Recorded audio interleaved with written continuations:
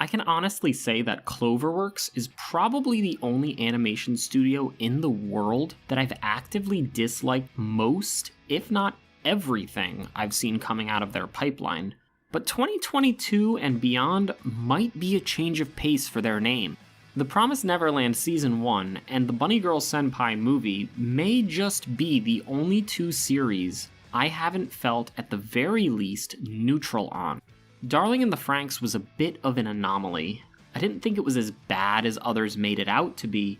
It kind of had the classic Trigger flair to it near the end, and while it made some steps into the category of being too much like Evangelion, I don't think it was a dreadful watch.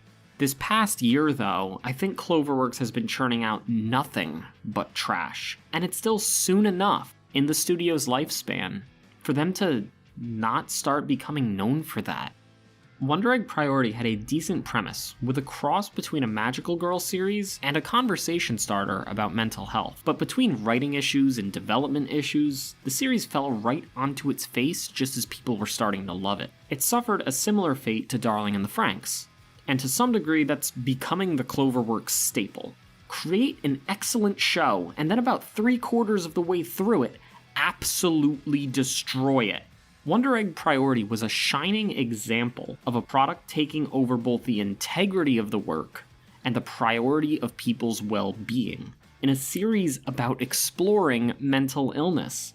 I find it baffling that it couldn't be made properly. It couldn't even end properly, with the first ending episode of the TV series leaving it on a cliffhanger, and the real ending episode released at a later date containing mostly a recap.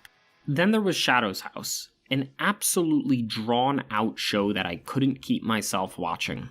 It seemed that every episode beat over your head that the debut, the big event of the season, was on its way, and then it dabbled around the house more and more, to varying degrees of necessity, to where some pieces could just be cut out, but cutting them out by the end of the story would make no sense for the rails the story turned off of, and somehow they're gonna make a second season of this series. My Promised Neverland Season 2 senses seem to be tingling. This is to say that I wasn't super into either one of these shows, but both of them had some potential at being something more than they were.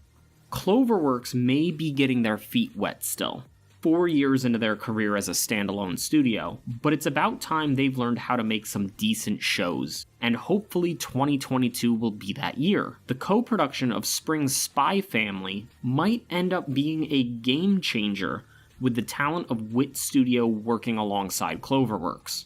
In the past, Cloverworks has partnered up with others on productions, but Wit is the most exciting one to date. Trigger has honestly lost a lot of their luster to me that they once had. And A1 Pictures is, well, they're kind of Cloverworks but better. Which makes sense because Cloverworks was originally a part of A1 Pictures, so I'm sure they tried to make their shows feel like A1 for some time up until the separation in late 2018. But when you have them working with Wit Studio, who has series under their belt like Vinland Saga, Attack on Titan, The Ancient Magus Bride, and so many more, maybe some helpful advice about creating some quality shows may be shared. Of course, we still have to make it through the winter season, where we may see some traditional Cloverworks quality dips, as they've gone down the pipeline of producing 3 series at the exact same time, and the last time this happened, well, it was when Wonder Egg Priority and Promised Neverland Season 2 aired. Luckily, at this point, no other shows have been announced for the spring season, alongside Spy Family, at least at the time of this writing.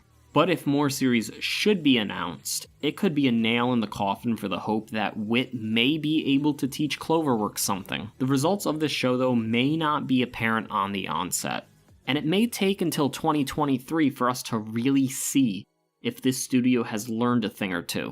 But here's to hoping.